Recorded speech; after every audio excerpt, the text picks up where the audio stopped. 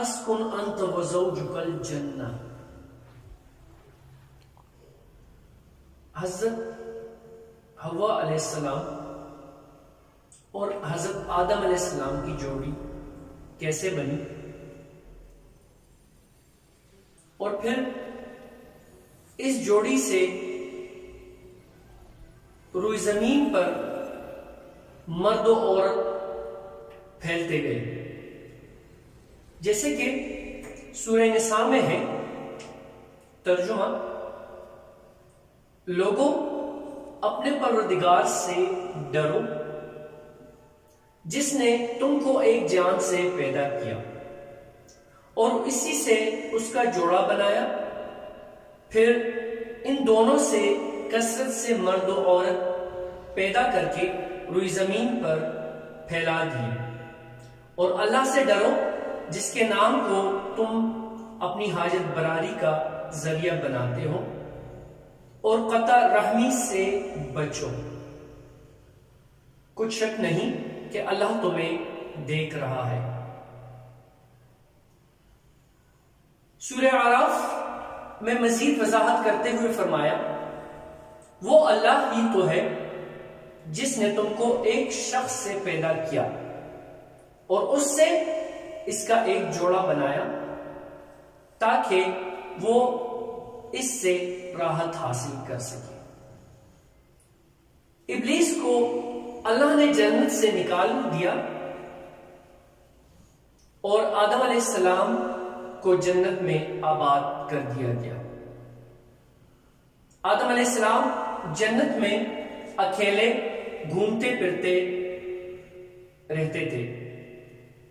کوئی ساتھی نہ تھا جس سے انہیں تسکین حاصل ہوتی ہو. ایک مرتبہ حضرت آدم علیہ السلام سوئے.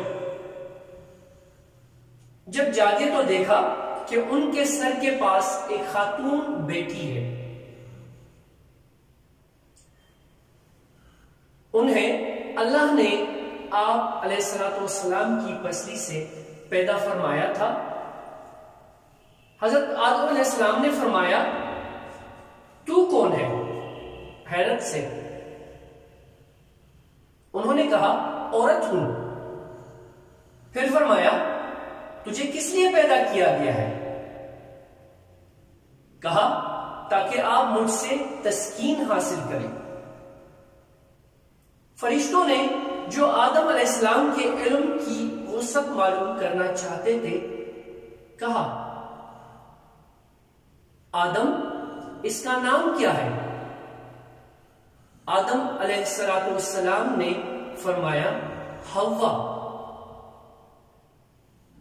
انہوں نے کہا: اس کا نام حوا کیوں ہے؟ فرمایا: کیونکہ وہ ایک زندہ وجود سے پیدا کی گئی ہے. حضرت ابو ہریرہ رضی اللہ عنہ بیان کرتے ہیں کہ رسول کریم صلی اللہ علیہ وآلہ وسلم نے فرمایا: عورتوں سے حسن سلوک کی نصیحت قبول کرو کیونکہ وہ ٹیڑھی پسلی سے پیدا کی گئی ہیں. اگر تو اس پسلی کو سیدھا کرنا چاہے گا تو اسے توڑ دے گا، اور اگر اسے چھوڑ دے گا تو ٹیڑھی ہی رہے گی.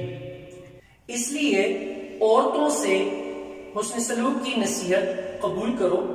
یعنی نبی کریم صلی اللہ علیہ وآلہ وسلم فرماتے ہیں کہ میں تمہیں نصیحت کرتا ہوں کہ عورتوں سے نرمی اور حسن سلوک کا برتاؤ کرو.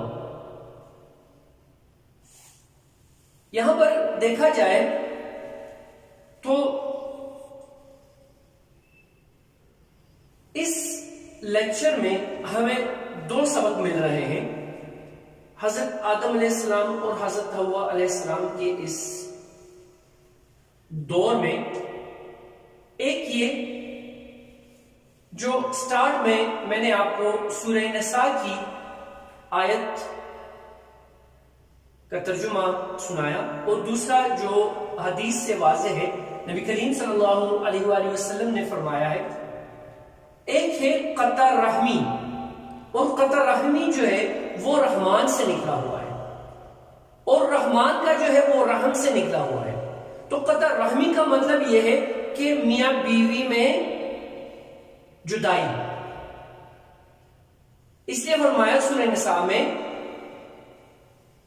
اور اللہ سے ڈرو جس کے نام کو تم اپنی حاجت براری کا ذریعہ بناتے ہو، اور قطع رحمی سے بچو، کچھ شک نہیں کہ اللہ تمہیں دیکھ رہا ہے۔ دوسری طرف اگر دیکھا جائے تو نبی کریم صلی اللہ علیہ وآلہ وسلم کی یہ نصیحت کہ میں تمہیں نصیحت کرتا ہوں کہ عورتوں سے نرمی اور حسن سلوک کا برتاؤ کرو۔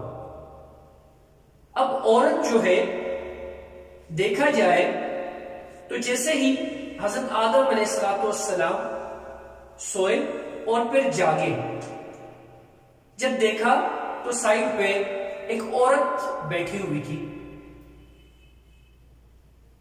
اب اس عورت اور حضرت آدم علیہ السلام کا مکالمہ چل رہا ہے، وہ ہے حوا علیہ السلام، جس سے ہم جو ہے جو نسل آگے بڑھی ہے یہ انہی سے بڑی ہوئی ہے، حضرت آدم علیہ السلام اور حضرت بی بی حوا علیہ السلام۔ پھر وہ حوا علیہ السلام فرماتی ہیں میں اس لیے آئی ہوں تاکہ آپ مجھ سے تسکین حاصل کر سکیں۔ اب دیکھیے اللہ تعالیٰ کا اتنا بڑا نظام جنت اور پھر مرد کی تسکین کے لیے عورت کو لے کے آتا ہے۔ اس لیکچر میں ہمیں سوچنا چاہیے تھوڑا سا، ایک یہ کہ کبھی بھی قطع رحمی کی طرف نہ جائیں ہم، دوسرا یہ کہ عورتوں کے ساتھ حسن سلوک،